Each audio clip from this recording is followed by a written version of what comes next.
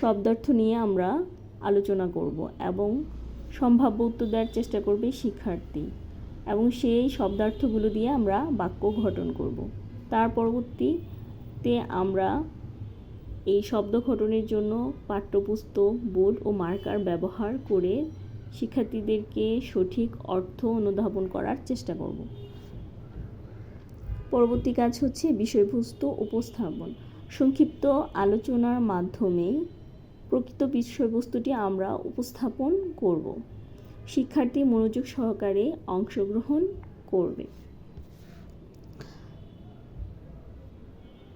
দলীয় কাজ। শিক্ষার্থীদের উপস্থিতি অনুযায়ী 4 থেকে 5 জনের একটি দল গঠন করে তাদেরকে কিছু দলীয় কাজ দেব আজকের ক্লাসের সার্বিক মূল্যায়ন যাচাই করার জন্য।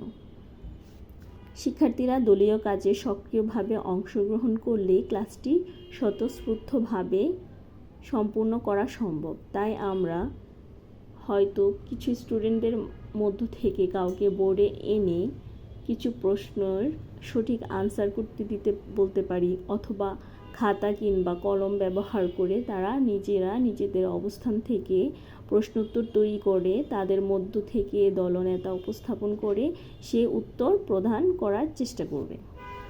পরবর্তী কাজ হচ্ছে আমাদের মৌখিকভাবে মূল্যায়ন। আজকের পাঠ থেকে শিক্ষার্থীদের অর্জিত জ্ঞান যাচাইয়ের জন্য নিম্নোক্ত কিছু প্রশ্ন করব। তো ক্লাস রিলেটেড কিছু প্রশ্ন আমরা তৈরি করব, যেগুলো থেকে শিক্ষার্থীদের মধ্য থেকে আমরা